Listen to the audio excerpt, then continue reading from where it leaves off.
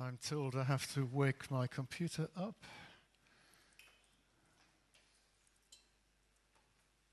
Okay, that's not where I want to be.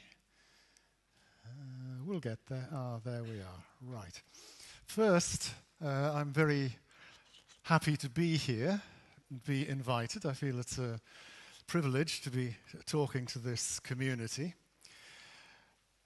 When I received the invitation, I told my wife about this, naturally, and her comment was, "But, John, you don't know anything about machine learning."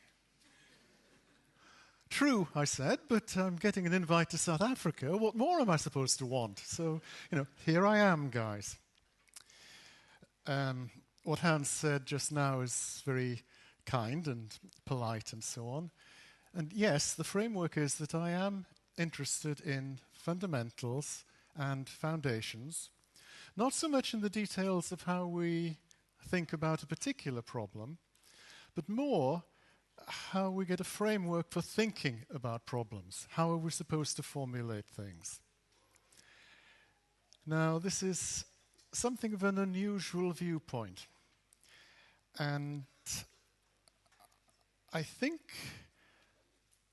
I am trying today to challenge you. I want this to be a challenging talk. But I'm not going to challenge you with difficulty. How smart, how technical, what wonderful arrays of symbols. I'm not trying to do that at all. I'm trying to challenge you with simplicity. At the end of the day, I'd like you to go away thinking, "Oh, is that all? What was all the fuss about?" Because there's a myth that big problems, big spaces, lots of complexity, all this stuff is difficult to think about and difficult to compute. And I strongly believe that this is a myth. That actually we can deal with big spaces in a principled way, straightforwardly, so that we don't have to go around and botch the issues with techniques such as maximization, trying to find a best point and thinking that this is the answer. Information and probability, inference and all this, it's not like that. And I've been around a long time. This is, you can see from the slide there, and I've been through a couple of revolutions. When I started out in research, over 50 years ago now, the frontier was physics and astronomy. And then it moved to biology, and I now see the frontier as being where you guys are. Machine learning, machines, inference. And this, I'm convinced, is of great importance. We're in an era, the post-truth era of fake news and so on. We need to get that sorted out. We need to get it fixed. And for that, we're going to need good intellectual tools. And I think, from my point of view, as a sort of external observer in the field, that's where I see the major importance of it, that we can find out what's reasonable and what isn't with a defensible analysis. So, here we go. Starting out with the ancient Greeks. This is perspective for you. What they did was play around with geometry, and they formalized axiomatic reasoning. That is the key to everything we're doing, technically. But it was rather restrictive, because basically they're doing ruler and compass stuff. So they're just doing quadratic equations. X squared plus y squared equals r squared, and variants on that. The Arabs and so on did put symbols into this and got algebra, which we all learn straightforwardly in high school. And they got beyond quadratic equations. And then we moved up to calculus in the 17th century. Differentiation, integration, continuity, this stuff. Gravity, whatever. And then that got developed in the 19th century with differential equations, special functions. When I started 50 years ago doing astrophysics, particles in magnetic fields, interplanetary space, that sort of stuff, the particles were doing spiral motion, and I was really quite hot stuff on Bessel functions, which are how you do particles in spiral motion. Infinite series of Bessel functions. And I thought the algebra was great, but actually, quite soon, computers came along and transformed all that, because you don't need all the technicality. And the problem is, or was, that these 19th century techniques were to do with second-order differential equations, and a lot of the world simply isn't like second-order differential equations. I'd be surprised if many of your problems could be put conveniently into that formalism. And we've now transcended this. So we've moved up from, generalized up from quadratic equations past second-order differential equations. We're now doing things directly. But I suggest that history is repeating itself. Because before we got to calculus and the clarity of differentiation and integration, the situation of mathematics was in a mess. The community lacked formalism. It consisted of a disordered mass of various methods, techniques, notation, theories, and paradoxes. Now, I'm not wishing to insult you by saying the state of machine learning is a disordered mass of various methods, techniques, notation, etc. But from the outside, it's possible to see some synergy there. And I want to get away from that. I want to do things simply. I want to do things properly. So, what is special about our modern world is the size of the problems. Big data, lots of possibilities, big spaces. Many possibilities. And I don't particularly care what the application is. Inference, learning, supervised learning, whatever. The central feature is that there's a space of many possibilities. I'm going to come down. Hans, could you open up my briefcase there? I need my laser pointer, which is in here. Thank you. Yeah, there we are. Very few of these possibilities are going to fit all your data and be acceptable. So the major problem is finding a small space of possibilities inside a very big space. And the compressions here are enormous.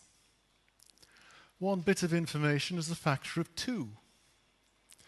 A megabyte of information is 256 to the power a million. That's a lot. You don't think about this geometrically. Geometry just fades out. Well, fades out.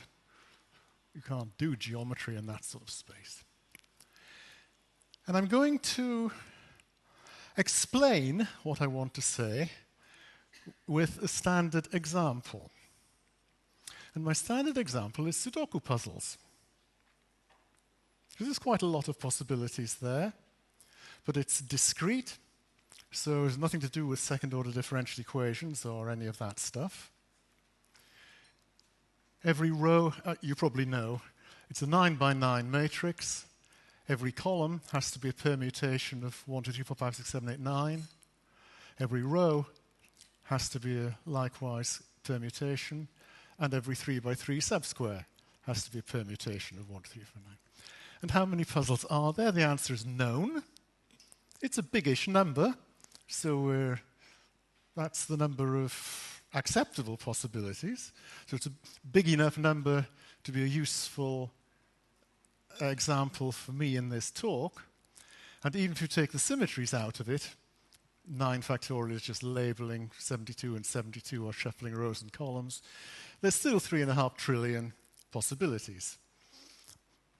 So it's a big enough problem. I have, by the way, got my little laptop here to go through those 3.5 trillion. It took 70-something hours. So I checked. But without going through the possibilities exhaustively, which would very rapidly become impossible, technically, how would I find out how many acceptable Sudoku solutions there were? Well, I'm going to start with a much bigger space of possibilities here on the left here. Random possibilities, just shove 9 1s, 9 2s, 9 3s, 9 4s, and so on down everywhere. That's a nice prior distribution of possibilities. And I'm trying to locate those very, very few numbers inside this enormous number of prior possibilities. And there's about 48 or 49 orders of magnitude compression. Okay, that's big enough to be a useful example that will get you away from toy problems and perhaps expose some general principles, general usage. Well, how do I find this lot? Well, one thing you won't work is if you just say yes, no. Because every time you look somewhere, you'll miss this. If you go look for a direct search, of course it won't work. You'll have to put in 10 to the 49 trials, and no one's going to have time to do that, ever. Actually, if there's any quantum people here, they may know how to do that, but I certainly don't. So, I'm going to have to home in gradually.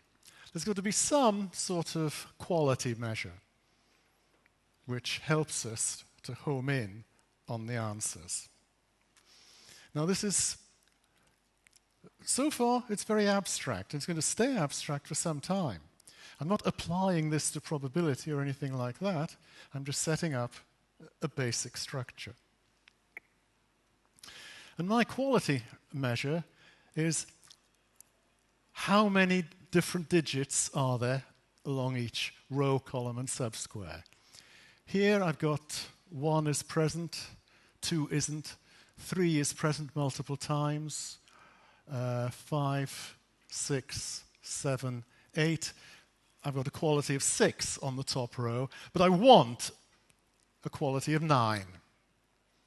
And add up all those qualities, and I'm aiming for a quality of 243, 3 cubed, but a random one gives something in the 170s, 180s range. So I want to home in.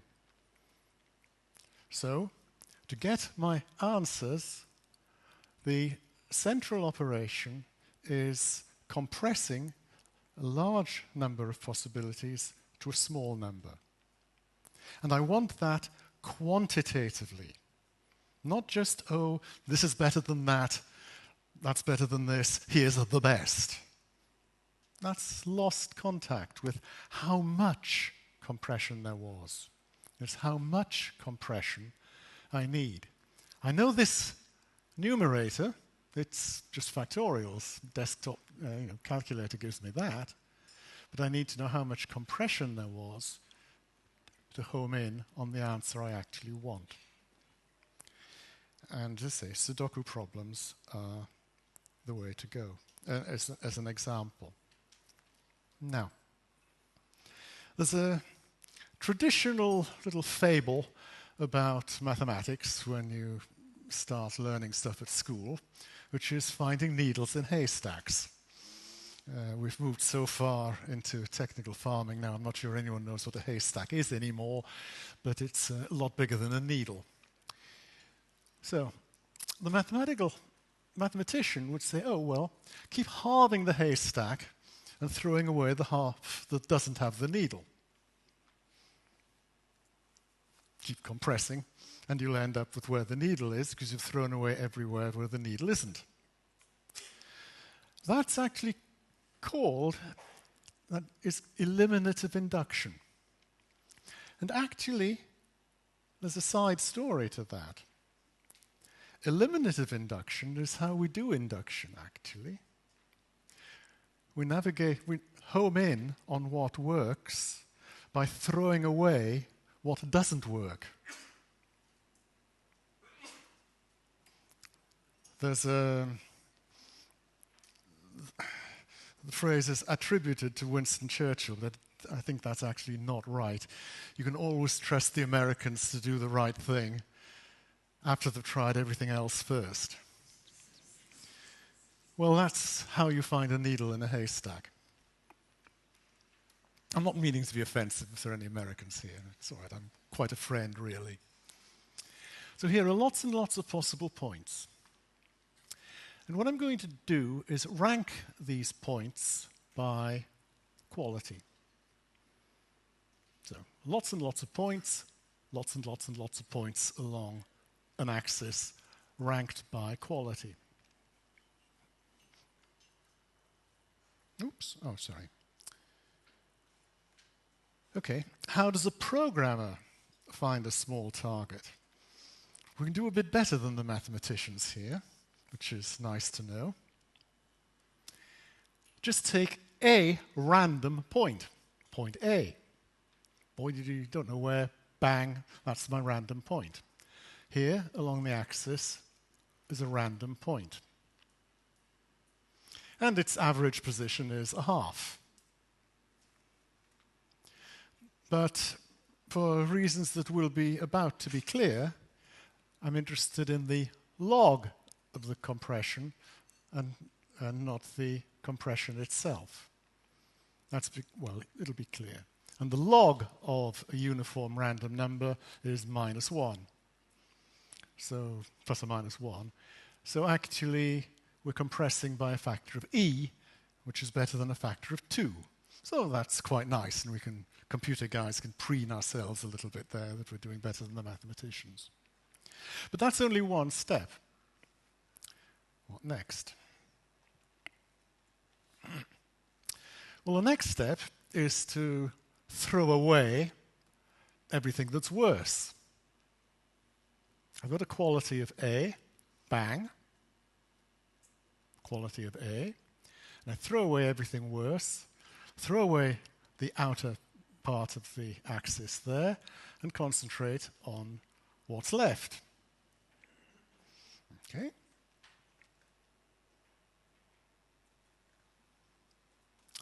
Well, obvious.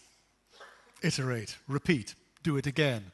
Here's point B, inside what we have homed in on. I get another point. Another factor, nu1 times u2, is the rank of the new point I've got. And now I'm multiplying random numbers, the logs add, so I've got not -1, but -2. Okay, it's statistical, plus or minus √2. In this game, I'm not going to get absolute answers to n decimal places. I'm not going to get perfection, because I can't explore everywhere, so my knowledge is always going to be partial, because there's an awful lot I didn't see. But still, I've got a statistical measure of how much compression I've got. Okay, keep going.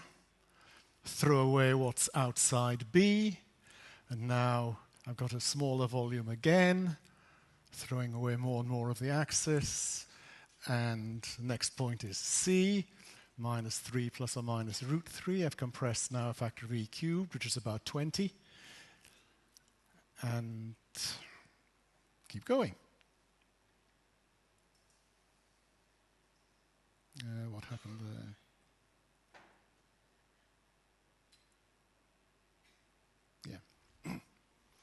And keep going and keep going and keep going. And after k steps, you can see the pattern. I've ended up at a compression, acceptable, wanted, 2 possibles. That ratio, the log of the ratio, is k plus or minus root k. So I've got the compression I want statistically. So I know the importance of the original importance of the region that I want to home in on. And I can't see any other way of doing this generally.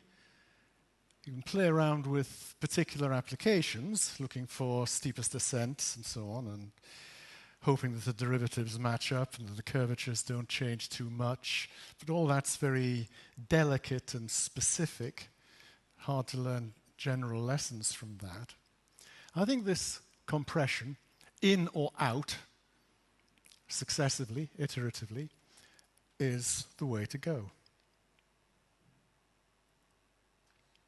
So what do we need for this? That's all very well in pictures, but what does the programmer actually want from this? Well, what are the requirements? First, we need to be able to sample from the prior possibilities. Take a random one, my point A, which has disappeared from the slide. Well, if you can't do that, then you really haven't set the problem up properly in the first place. So if you know what you're doing at all and you've written down what you think might happen, then you'll be able to do this. And then we want to be able to explore, move from one place to another, and then another, and then another. This is the Markov chain thing, until we've got better. I've put this in as a technicality which you don't want or don't need in continuous problems, but the Sudoku problem is discrete and the quality measure is discrete, so there might be several, in fact will be several, points all having the same quality. So I've got to be careful about worse, better, and intermediate, Q equals equality, where you're just at the same level. But the idea of compression is to carry on bouncing around until you've got somewhere, a new random point, inside. Do better. And instead of 1 plus or minus 1, you've got extras, fractions. That's just a slightly annoying generality which I have to put in because I'm using a discrete example. Now this is an algorithm that will give me a statistical measure of compression. It's got error bars on. But then if we don't explore everywhere, then we have got partial information. So we're not going to get an absolute answer to mathematical precision. It's not going to work. At least this way does give us the error, uncertainty, which we know has to be there. So we're doing the right things here. And because it's statistics, you can do it several times and get averaged results with less averaged error. Usual square root n stuff.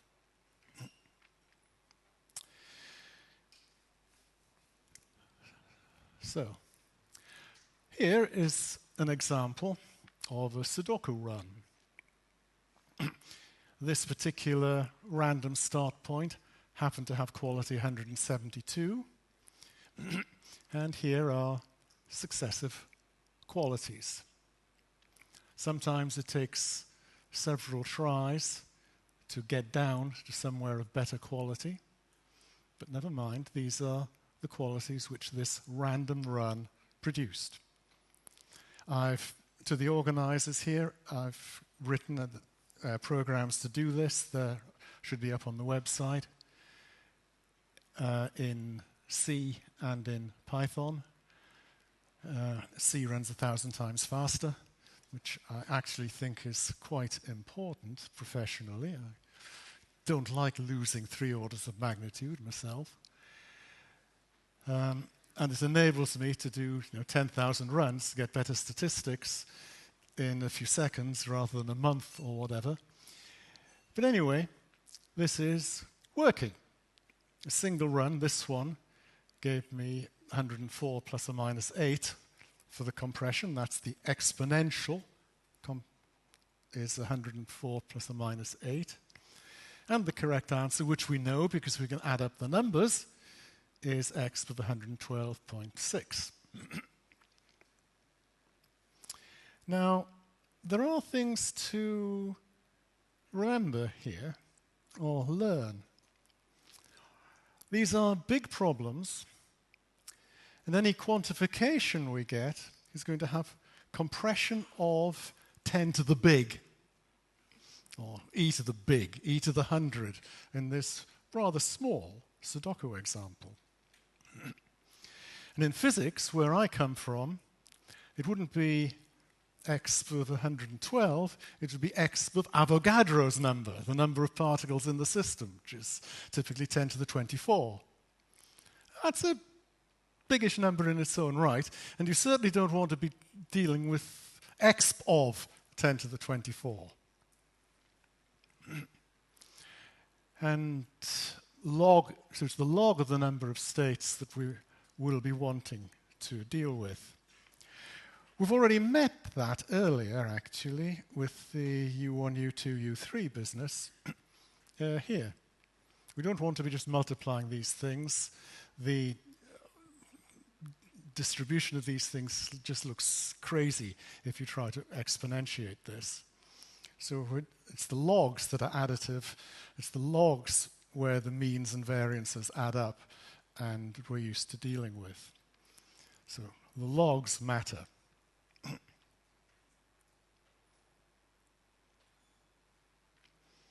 Lesson 2, I've said grandly, oh well, invent an exploration algorithm. Fine. Change the numbers in here, in the Sudoku array, swap them around, and see if it helps. But I can do that in many ways. The run I had before was very simple. Just take 2 points and interchange their values. I haven't changed the number of 1s, number of 2s, and so on. That's 9 each time. Just change the values, and I'm navigating among the space of possibilities. That's fine. And it might or might not help. But if you think about this, if I change 2 numbers, they're probably in different columns. So my quality may wobble by plus or minus 1 or 2 because of that. They're in different rows, so the quality may change by 1 or 2 because of that. And they're probably in different squares, so the quality will change by plus or minus 2 because of that. So overall, the quality will be changing quite a bit. And the problem is that when I'm trying to compress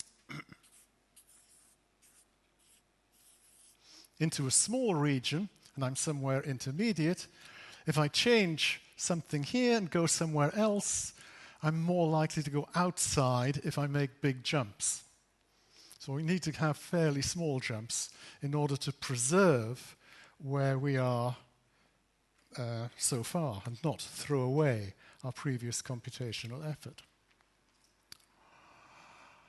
Well, wouldn't it be better just to change either in rows, keeping the column the same, or this way to change, or maybe within a square to change those the same? Less alteration, smaller moves. And yes, that works. We get a speed up. Factor of 3, actually.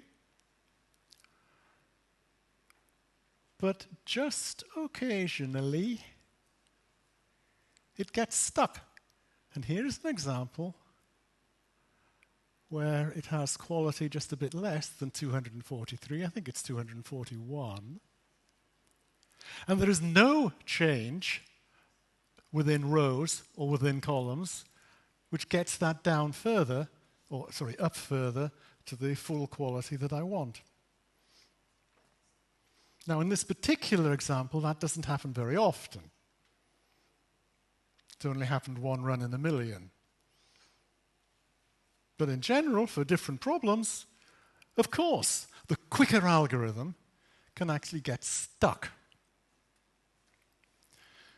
The lesson I draw from this, and it's a lesson which is reinforced by various bits of consultancy work I've done, that's where I get my money from, is that it's a good idea to put several engines in, several possibilities.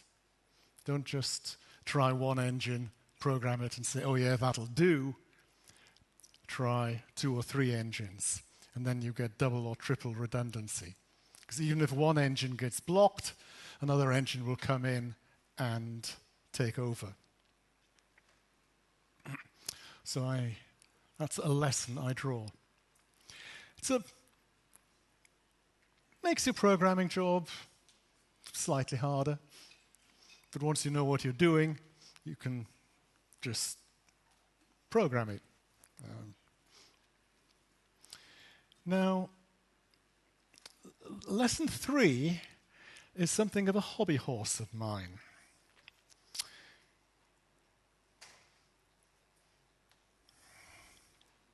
I came badly unstuck 25 years ago through resonance. My problem, my client, who was in spectrometry, and he was providing spectra, or rather data on spectra, which I had to clean up for them. Fine. And there were various test examples, and one of them had 50-something lines in. And it was one of these problems where I don't know exactly how many lines there were, so I had to be a bit careful about that. Variable number. But there were doublets in there, so an obvious thing I wanted to do to help accelerate the program, one of my engines had swaps of those 2 lines. It would have been better if I'd drawn them of slightly different height, because then they'd have looked different. But I had subtractions in there. And this was back in the early 90s, and I was using a nice random number generator from one of the gurus, which you can program extremely fast. Knuth's random number generator. And this had a memory of 55 numbers, and it worked on subtractions, and you subtract this one from the one nearly opposite and just keep rolling around, so the memory kept changing all the way, and you could effectively get what looked like random numbers as you went around this circle, with ginormous period, because there were 4 billion to the power 55 possibilities. The period was enormous. So it felt good.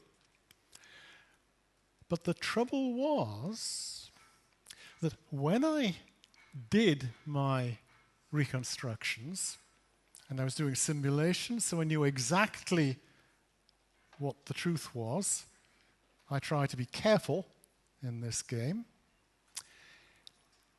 it was off, and it kept being off by about 1%. Okay, there's a bug. Look for the bug. Can't find it. Look for the bug. Can't find it. Have a long hot bath. Look for the bug. Can't find it. In despair, I changed the random number generator and the problem went away. Oops. Some years later, I realized what was happening, that my operations here were interfering with the same type of operation as was in the random number generator. And this was just a single engine, and it happened that what I was doing looked like the random number generator, and so what I was doing with getting from the random number generator looked like what the program wanted to do, and it wasn't random anymore.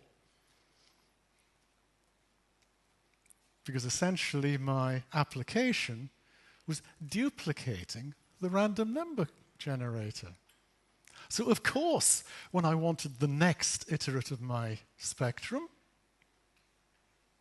and I looked at the next iterate from the random number generator, they were running in parallel. So I wasn't getting randomness anymore.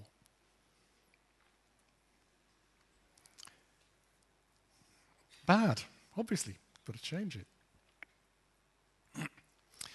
And this makes me suspicious of other people's random number generators. And I am frankly disturbed that the establishment pretty uniformly has settled on one particular random number generator for its standards embedded in computer languages like Python and C. It's a Mersenne prime generator with a period of 3 times 10 to the 57. Hey, that's enormous, so I can run this 10 to the 57 times and it'll still be fine. I won't get any repeats. Isn't this wonderful? Well, yeah, but does it actually matter? You're not going to get any possible detection of non-randomness. It's going to have no effect until you run up towards p, in fact, p to the 2/3. And oh, sorry, that's mine. No, the 55-bit thing was absolutely ginormous. So period didn't matter. What I'm recommending is 3 generators, nice simple ones, 64-bit ones, whose period is this, and you can still do 10 to the 38 calls without any trouble. And I will not use a single generator. I won't do it. So I write my own. This is well explained in the 3rd edition of Numerical Recipes, my Bible. They go through this. This is the Mersenne prime generator. It's very similar to Knuth's, Donald Knuth's, that caused me so much pain 25 years ago. It's a bit more sophisticated. It has nearest neighbors as well as the opposite guy. But it's the same idea that you have a large register of 312 numbers and roll around like this. And it is known that this generator, because that's the heart of it, the thing with period enormous, 2 to the power 19,900 and whatever it is known that that is flaky, so they temper it by making it look something else. But all that is doing is changing the lilt of one language, which might resonate with my application, to the same lilt in a different language, which could resonate with a different application. So, okay, this is my hobby horse. Be careful. This will almost never catch you out, because the Mersenne tempered prime thing is a good generator, but it's not good enough for me. And the danger is that if it does catch you out, you won't know. Not unless you're doing something very, very careful with simulations where you know exactly what you're doing. So you could get the wrong answers occasionally and not know. And I see no point in exposing yourself to that danger when you can get a program with triple redundancy, running with 3 numbers instead of 300, with a period that's way adequate beyond anything you're ever going to want to do. Just do it. It's quicker anyway. Okay. Oh, this is fine. How am I doing so far? The audience has been very quiet. There's an occasional smile, which is good. Anytime anyone wants to ask me questions, just put your hand up and do it. It should, of course, be perfectly obvious what I'm saying, completely uncontroversial. Of course, you're going to believe me completely. That's fine. But in case anyone doesn't, don't be shy. Oh, a question, yes.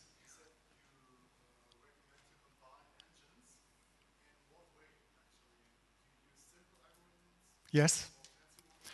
Do I run simple algorithms or fancy ones? How do I combine?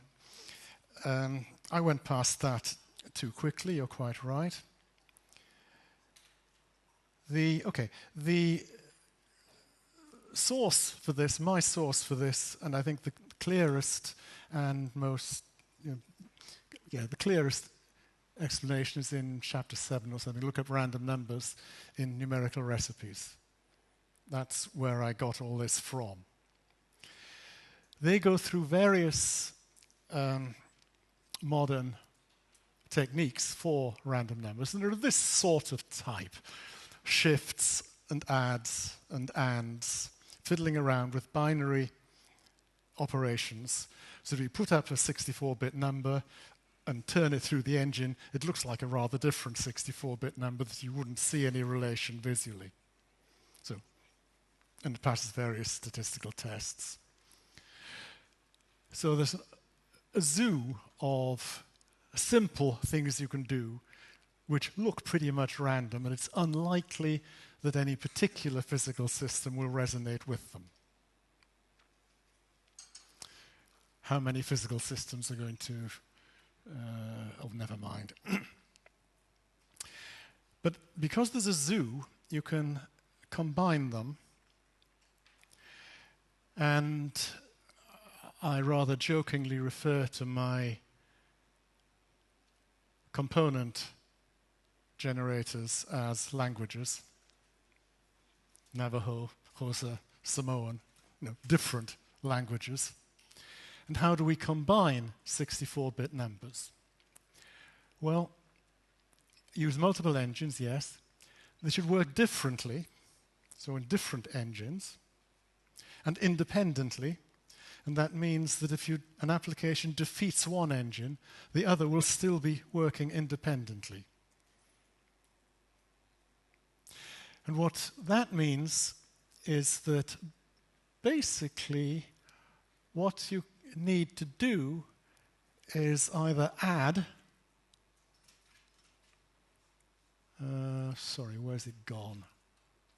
Oh, it's here. Add or XOR your numbers. Because if you add two 64-bit numbers, if you add one number to the 2 to the 64, it just rolls around and it's a permutation of those 2 to the 64 numbers, so you don't lose any information.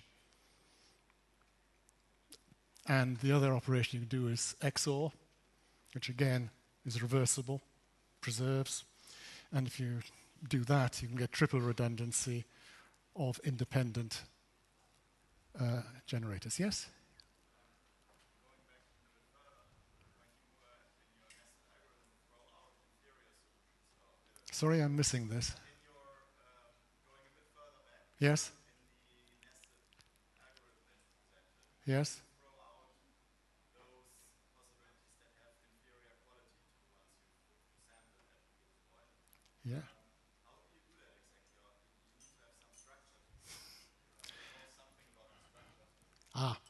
Okay.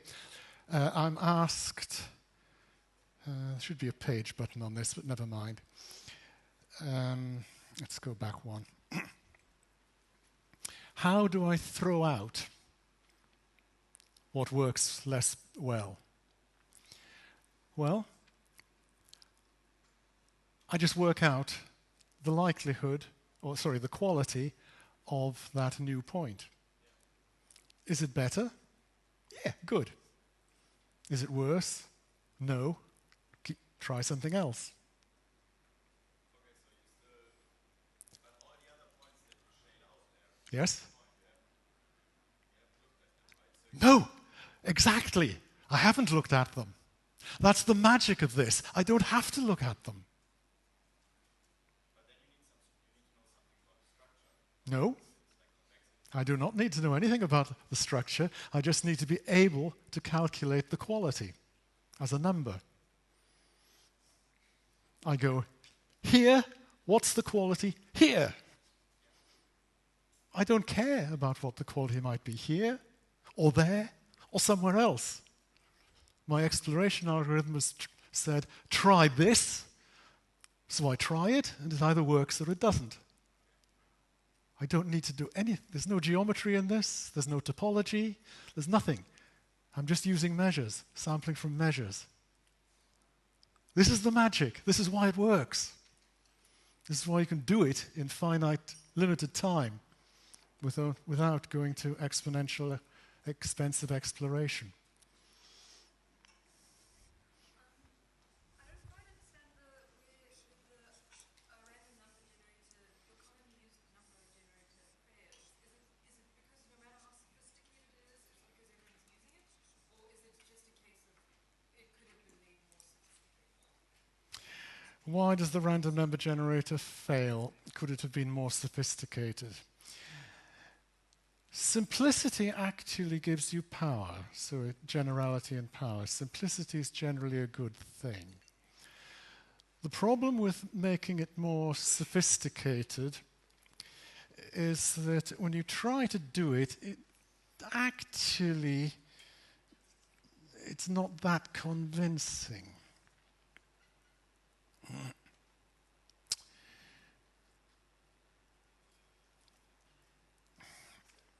If I'll just look at the top part of this, the actual engine which is working, it's this bit. You can make it more sophisticated by turning your random numbers into something else. But if there is a structure, and I think of it as a lilt in the language, a little tune going on in the music, all this is doing is transposing the music to a different key. But if there's still some rhythm in here, that rhythm will continue even though it's written in a different language. So this is a single engine. And it's possible that your application might resonate with it. You might think 312 is a rather biggish number that you wouldn't actually encounter. But it's only 3 packs of cards, I think. No, that's not right. 6 packs of cards. So if I was analyzing card games, I would think that there might be some risk of having my application with 6 players resonating with the generator, and my application would be thrown off. Yeah? Sorry, are there any special qualities or properties that your quantity measure has to have for, for instance, something big to work? Like, does it have to be a function that is monotonically decreasing or increasing for now? No? Are there any properties that the quality function has to have? Does it have to be monotonic or anything, or nice in any way? No. This is general. But if you want to explore, then you'd have to have some sort of idea that if this place was successful, you'd want to try somewhere that's reasonably likely to be successful. So you'd have to have some sort of idea of structure. And that sort of rough idea has to be your understanding of your particular application. I can't just say, go somewhere else, because that might be random and I'd very soon lose touch.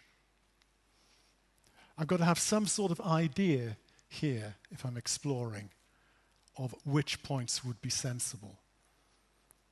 I don't have to be very precise about this. It's all very rough and ready, all very easy, because you know what the parameters mean and how you can change them a bit. But I've got to have some idea that if I make a trial, it's going to be somewhere around here and not somewhere way off in the beginning. But there's no formal requirement. This is general. Yeah, really. There's a question behind you.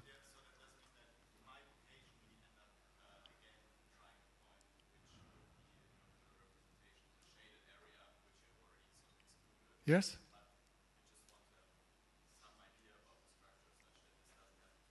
Yes. You want a reasonable probability of getting an acceptable result. There's a question over there.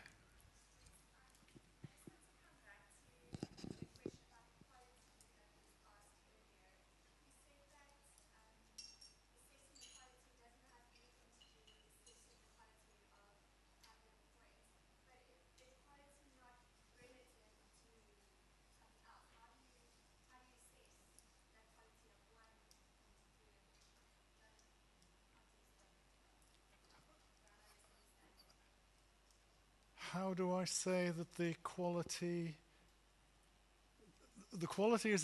of a state is a number? In my example of Sudoku, my trial will be a 9 by 9 array of digits, and that array will have a quality number attached to it.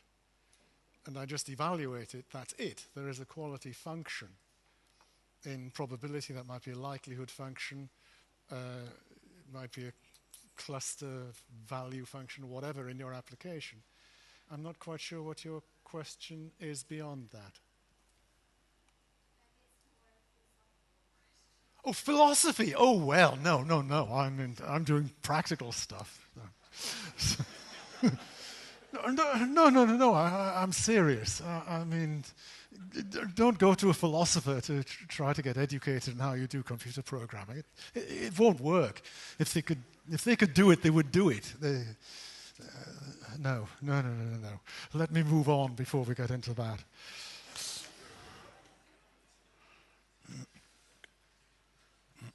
Now, I want to talk a bit more now about exploration. I've basically done the first half of my talk, or first third of my talk, but never mind.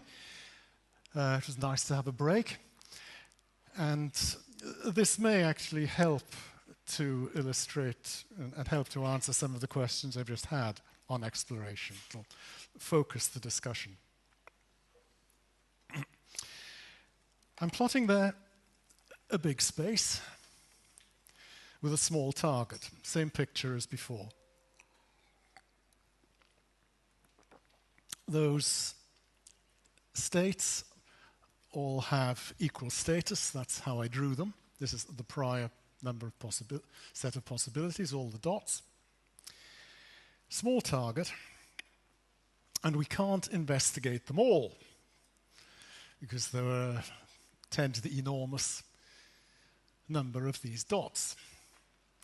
So we can only explore a few, and I've put up an ensemble of half a dozen random points, which, of course, will miss this exponentially small region here. So, and by the way, there's no choice in general other than to use random points. When I first learned or was taught numerical analysis 1,000 years ago, I thought Monte Carlo was really a bit of a cheat. It's terribly inefficient. You only get stuff to 10% by doing 100 samples. And for goodness sake, what's this about? But actually, there's no alternative.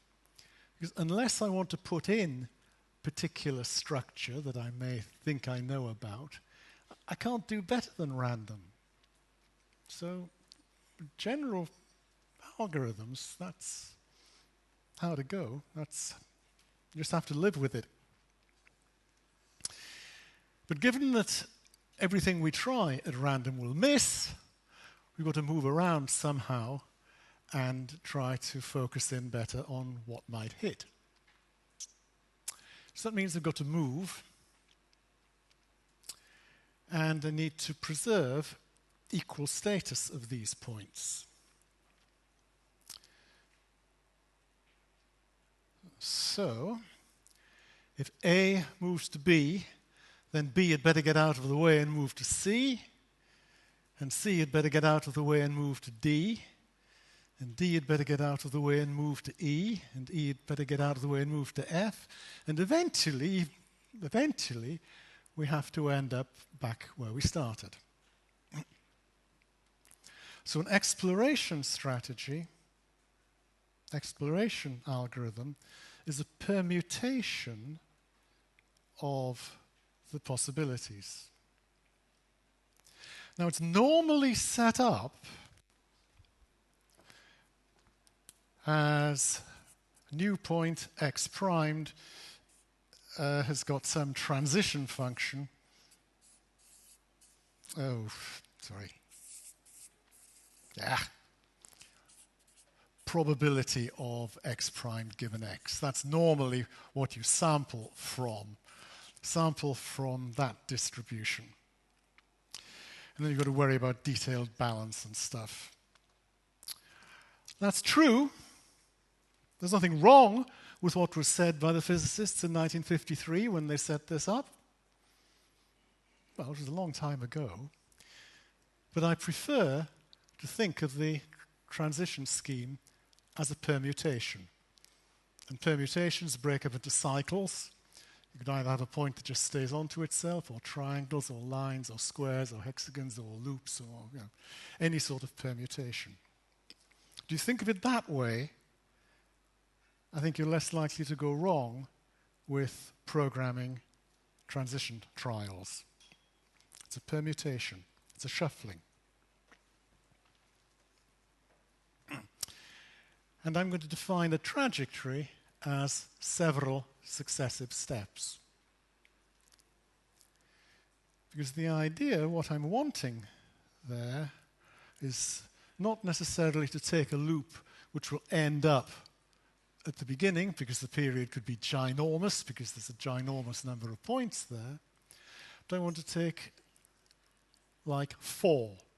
And if I take the patterns that I had on the previous slide and run them 4 times, 4 steps, I get a 4-step trajectory that look like this. Full dot to circle, bullet to circle, bullet to circle, and so on. So that's the diagram that's in my head when I'm programming an exploration algorithm. It's a shuffling that will be run for some number of steps. Oh dear. Excuse me. Shuffling that'll be run for some number of steps. Am I still live? Yes.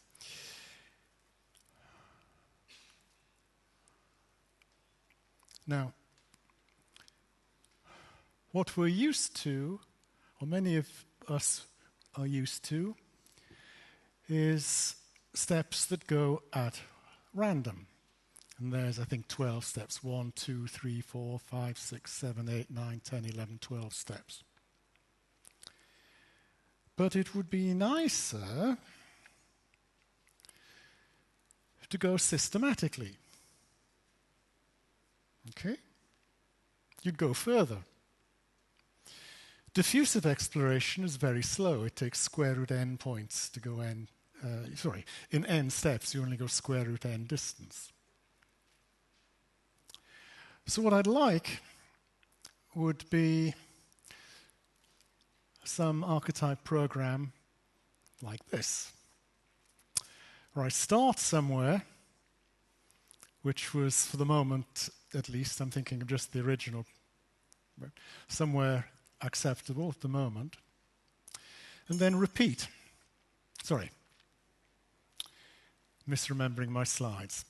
I'm going too fast.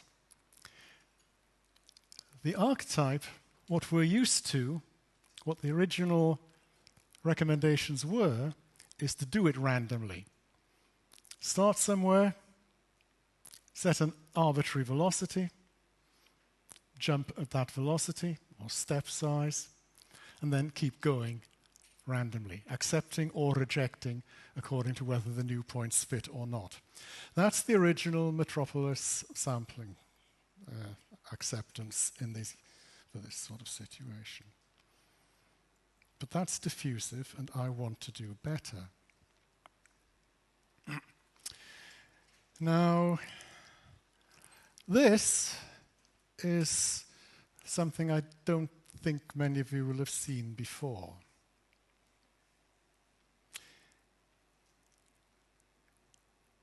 this is actually the first audience that I'm presenting this to.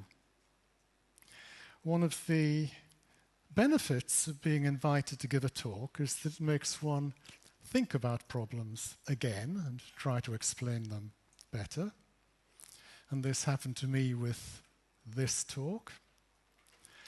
And I'm now have improved what I wrote, when was it, 2011, Galilean Monte Carlo, which wasn't really competitive with other techniques at the time, and so fell behind, even though I felt the intuition behind it was correct. But I didn't implement it properly in 2011, and this is the 2019 version, which does not appear in the literature. Here it is. And it's simple. I want you to go away from here thinking, oh, what was all the fuss about?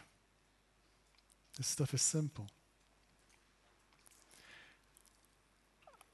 What I'd like to do ideally, given a set of acceptable qualities, the ones that are no worse than where I am already, what I'd like to do is bounce around in straight lines because that's simplest.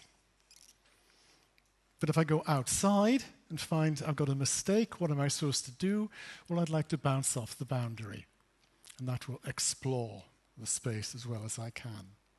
Now here, going back to previous questions, I am divining or thinking of some problems in which there is an element of spatial continuity, so that in some sense this makes sense. But many problems are in continuous variables, and this is not universal, but it's sufficiently common that it's worth thinking about and programming it. Many examples, probably most, are of this type.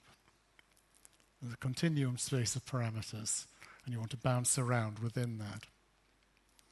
I'd like to do this, but of course I can't, because I can't locate that boundary. I'm going in finite steps. Boing, boing. Oh, that didn't work. So what am I supposed to do? Well, I would like to keep going, but a boundary has got in the way.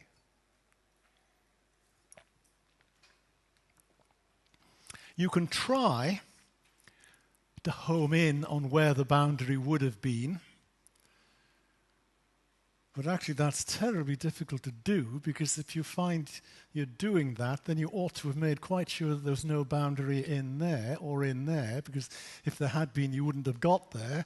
So you really don't want to do that. You're stuck with finite jumps. That's how the world of programming is. So what I'll do is invent a mirror plane, which is rough and ready, depends on the application, in the same sort of orientation as the local boundary that I would have hit if I had gone on towards it. But that mirror plane isn't defined by where the boundary is, because I haven't found it and I'm not going to find it. It's defined by where I am. So here is a vector which is a rough and ready idea of where the boundary would be locally. And I just bounce off the mirror plane. That's easy.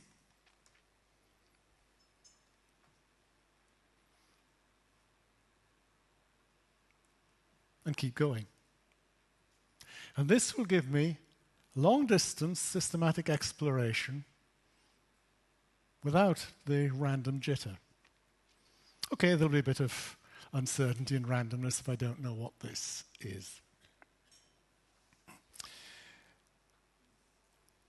Okay, what can happen here? Here's my point X,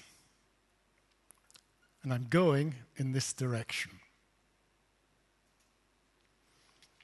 If that new point which I'm calling north, is acceptable, fine, just go there. Job done. Keep iterating. Boink, boink, boink. If I am there, I was there at south. If I wanted to go north and I'm blocked, then try going east. Sorry, something's gone wrong. That's an E, not an F. That's the translation to PDF files gone wrong. It's missed the bottom of the E. Not my fault. That's an E for east. Then I would not go there, but I would point there. My point, my sample, has an x where I am, and it's got a velocity where I'm wanting to go,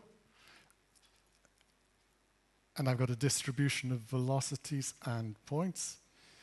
And if I have a change, I'm going to change either x, boink, boink, boink, boink, boink, or I'm going to stay here and change a velocity. This is permutations. I don't want to change both. I don't want to change neither. I want to change one at a time. Okay, that's fine. Except that if I can't go there anyway, either I should try going west. That might work. And the funny thing is, though, that if I try, and I could go east or I could go west, but I can't go north, then I can't go to either east or west. Why is that? Well, what I'm doing is trying to shuffle x's and v's. Remember, if A moves to B, then B has got to move out of the way to C. C has got to move out of the way to D. It's a permutation. Otherwise, I'm getting my sampling densities wrong. So it's got to be reversible, because any permutation can be reversed. Just undo the permutation.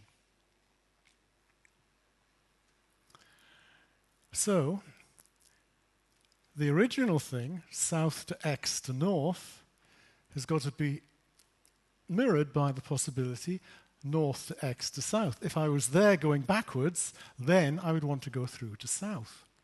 Here, if south to x ended up at east, then I've got to be able to go east back to south. Reversible permutations. If I tried south to x to east here, that wouldn't work, because east to x would go straight through to west, because that would be acceptable. So I've got to avoid that. If both are acceptable, then I've got to use neither, and the only possibility is to point back south. Okay. Now, you may have already met this in one dimension, where if there's only a one-dimensional possibility of points, then you end up at a boundary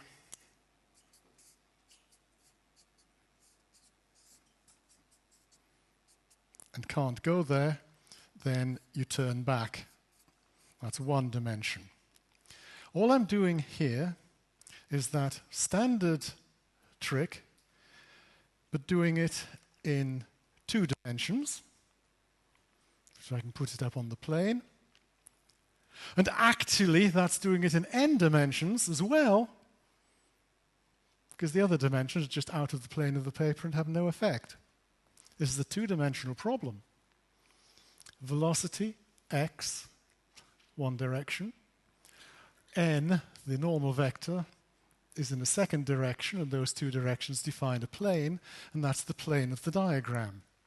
So not only is this 2-dimensional diagram, well, it's not just a vague, fuzzy representation of n dimensions, it's actually the proper cross-section in the n dimensions, so it's a correct diagram.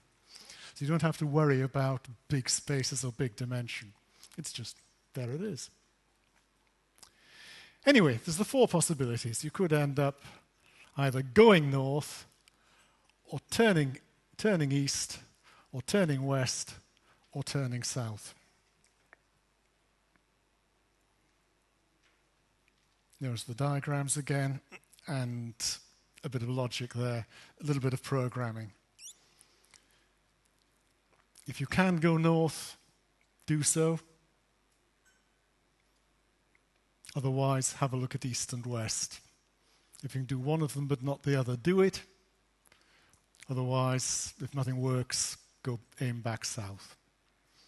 And that's in detailed balance. It's a permutation, it's a shuffling of the positions and velocities. And it works. Where I went wrong 8 years ago was allowing X to go outside because I didn't twig that there's the possibility of going west. I was trying to get away with 3 results instead of 4. And that didn't work, and that's why it wasn't competitive with other techniques.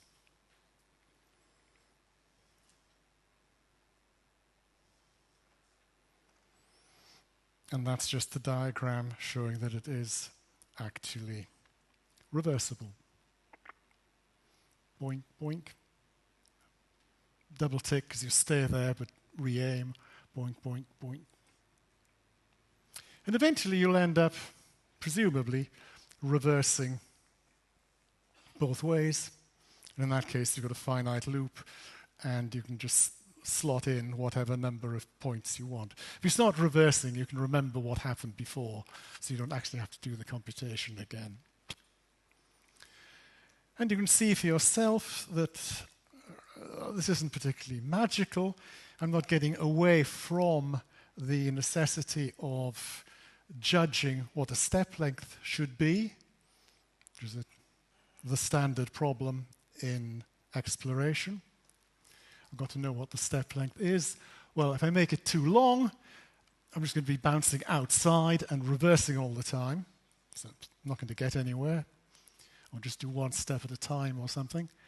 If I make it too short, then of course it's just going to crawl along and along and along and along and along and waste time.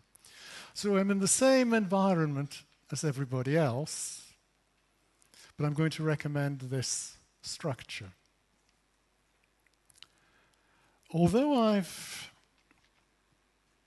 drawn the diagrams geometrically and I'm thinking about geometry, and that's the geometrical thinking is the insight for all this,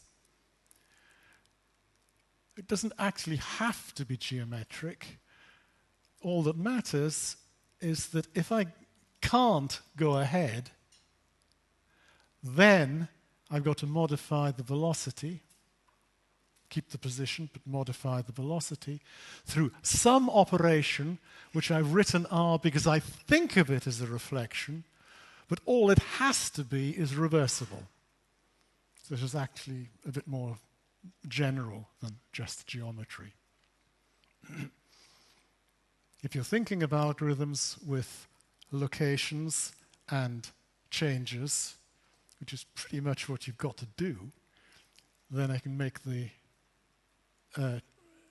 alteration and change, the revision, pretty much anything I want, as long as it's reversible. The mirroring, reflection, is just a convenient example. Okay. Just to point out that we don't have to be in continuum spaces, I'm just putting up a little joke going back to Sudoku example. Of course. Oh, I beg your pardon. Just a quick question. You have drawn all your spaces and convex spaces, but it doesn't seem to me as if that is necessary. Is that, or is it? The question is, I have drawn convex spaces. Is that necessary? No, it is not. I was just lazy when I drew the pictures. Simple as that.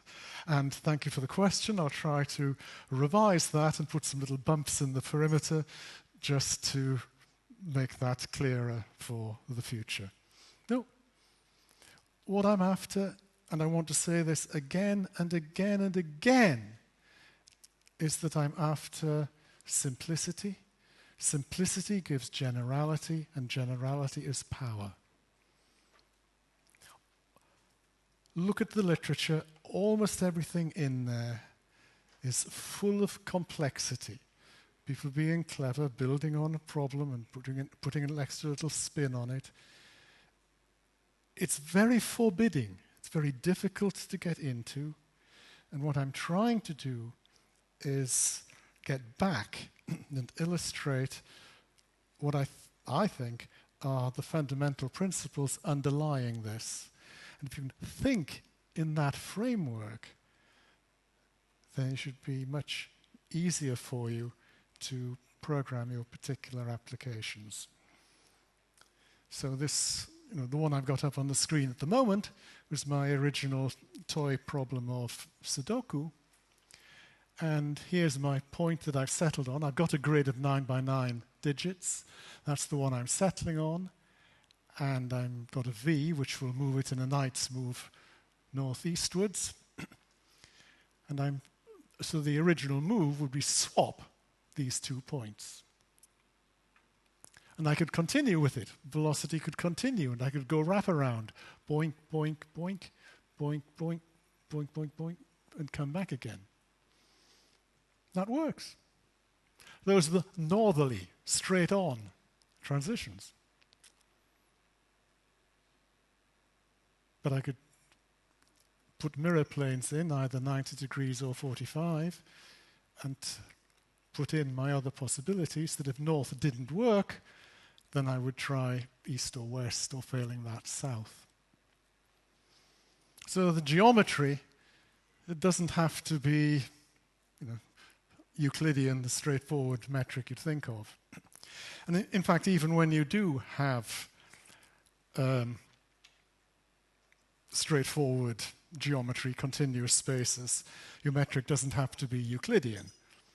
You can do this equally well, say, on a sphere, where the straight on would be go around a great circle. That would work perfectly well. You just got a Riemannian metric instead of a Euclidean metric. No problem. Generality. I might... 10 minutes. Yeah. I'm going to give a teaser now, a foretaste of where we're going.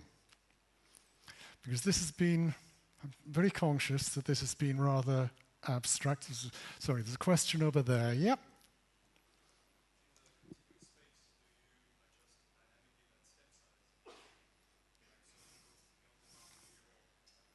You can do if you do it slowly. I'm in the same situation as anybody else. Typically, when I start out in the enormous space of anything goes, it's quite valuable to have quite a large step size. And then as you home in, you find that doesn't work so well, so you have to reduce it. The technical mathematical answer is no, you must keep the step size the same. The practical answer is you can change it gradually, just like anybody else. Okay, I started this by talking about quantification, being able to assess models and hypotheses. I'm just going to give a little flavor of what we're actually going to do here. What we get in a run of possibilities, first point, second point, third point, with increasing quality each time, is we get a set of points. Vertically, it's just the qualities, which are increasing, 1, 2, 3. Horizontally, we get the fraction of included points inside here, starting out at anything goes, and then moving progressively in to left in this diagram. So what we've got is a graph of Q as a function of volume, or prior mass, technically. Think of it as volume, X.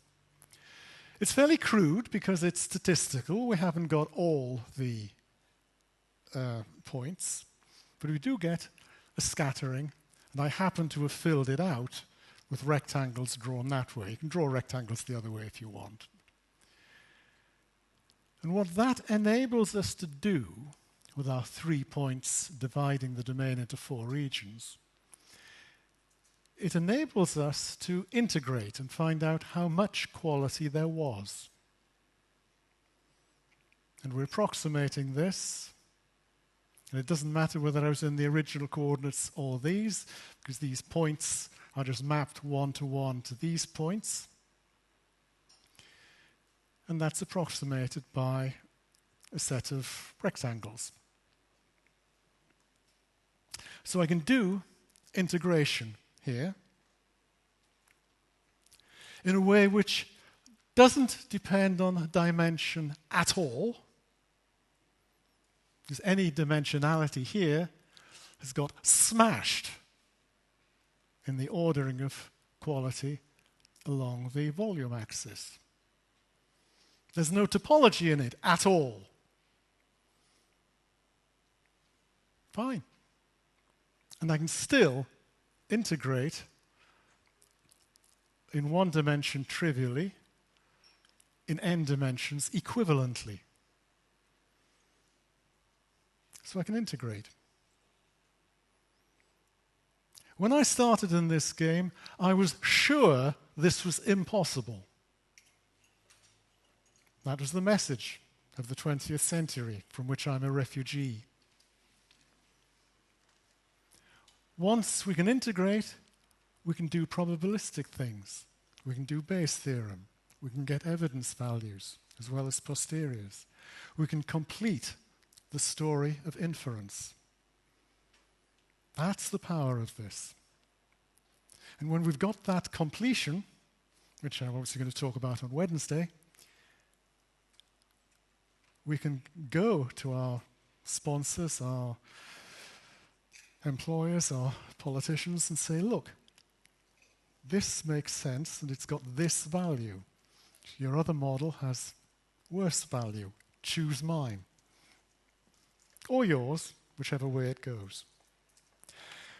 Well, I think I should stop now and see if there are some final questions before we break off for coffee. Is that okay, Mr. Chairman? Right. Question over there.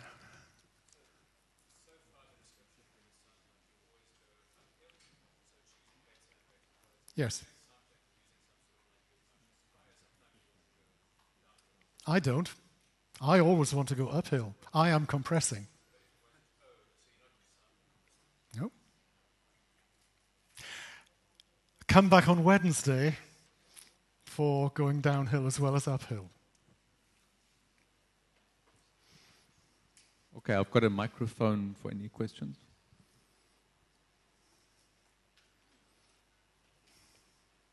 No? I've convinced everybody. I've got lots of questions, but I want to give others a chance. Please, take your chance.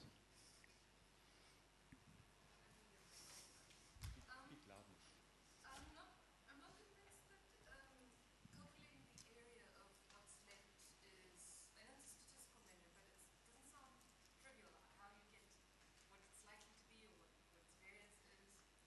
Does that depend on what your quality measure is?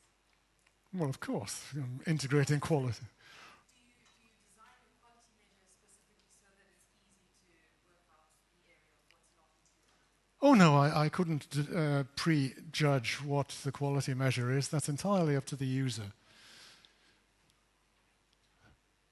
The user has to know what he's looking at or for or something. So maybe using the Sudoku example, how do you actually get the area of, I don't know if let's just Oh, okay. How do I get the area of the Sudoku thing? Best thing I can do there is go back to the table where I gave you the numerical run of Sudoku. I ought to be able to page this, but I'm not sufficiently technically up to do that. We will get there. Oh, I have talked a lot, haven't I? There we go.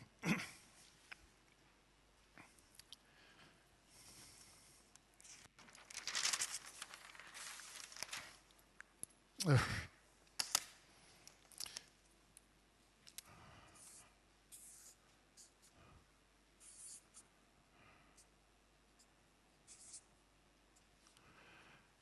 I start enclosing everything essentially at q equals 172, and then coming in on steps, let's take it uniform for convenience.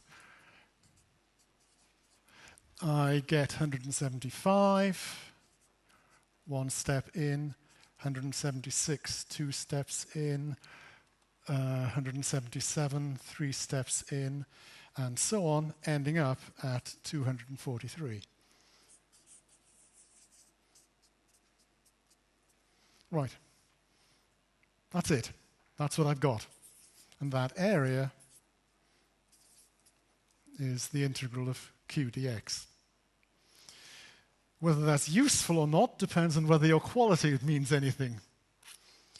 But if the quality is a probabilistic likelihood function, then it's a probability, and it will mean something. So the meaning is up to the application. In Sudoku, all I'm doing is counting. So the compression is idealized out of the main problem that most people have in practice. This is to do with maximize. Oh, you can run this as a perfectly good maximizing algorithm, by the way, if you really want maxima.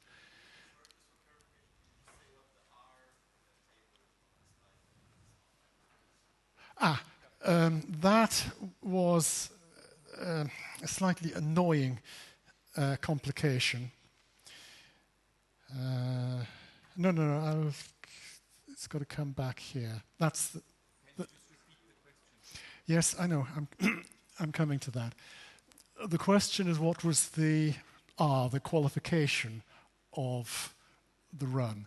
Here I listed 172, 175, 176, 177, but each of these numbers had an extra bit on it, an R number. What was that? That was the number of steps I needed to take, the number of new equilibration steps before I got inside. And if I need a large number, then that indicates that there was a lot of points equal, and so the compression is greater when I eventually get there because I've thrown away several points. And because I can think it out for yourself, that's the formula. So instead of getting a step of e to the 1 in 3 steps, it's e to the 1 plus a half plus a third, and so on.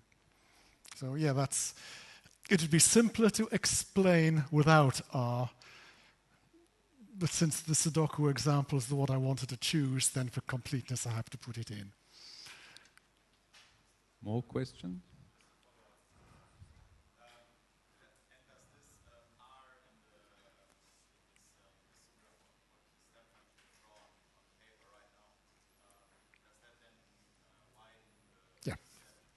Yeah. Normally, my steps here are factors of E. But those would get widened as 1 plus a half plus a third and so on. With error bars, because this is statistical. So. More questions? One more, okay, yes? One there. Sorry, one there, then there. The algorithm you were explaining with the reflection. Yes? So you had a region there. Yes? There was an outside of the region. Yes. Is the outside of the region when your quality measure is Worse. not improving? Is the outside? Yes. These are my geometrical pictures. The question is, what does the picture represent? And we will get there, yeah. The inside here is less than or equal to an acceptable. The outside is not acceptable. So if you're doing a normal MC algorithm, Mhm. You're trying to improve the likelihood, but not always. You sometimes do a step that doesn't improve. I refer to my previous answer. Come back on Wednesday for that if you want to go downhill as well as uphill. Could you just clarify with the spectroscopic example what you were trying to simulate? I can try and I can probably fail. So can you just clarify what you're trying to simulate? Sorry. You want to clarify my spectrometry where I was finding the random numbers going wrong. That diagram. I had some data which were blurry, incomplete data, fuzzy data on a spectrum. The client wanted to see a clean spectrum, what lines were there. He told me that there could be singlets, single lines, and he told me there could be doublets, 2 lines with variable separation. So I had a model which had singlets and doublets. To explore, I would move the singlets up in intensity and sideways, and I'd move the doublets up in intensity and sideways. Part of this algorithm was exchanging the 2 doublets. So there was subtractions involved there, and I'd move the whole doublet sideways, so there was subtractions involved in a space of about 50 parameters.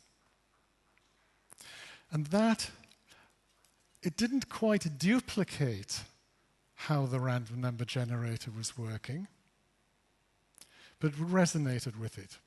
Because the random number generator had a memory, an array, a circle of 55 supposedly random numbers, and it was working by taking a new random number, which was this one minus its opposite.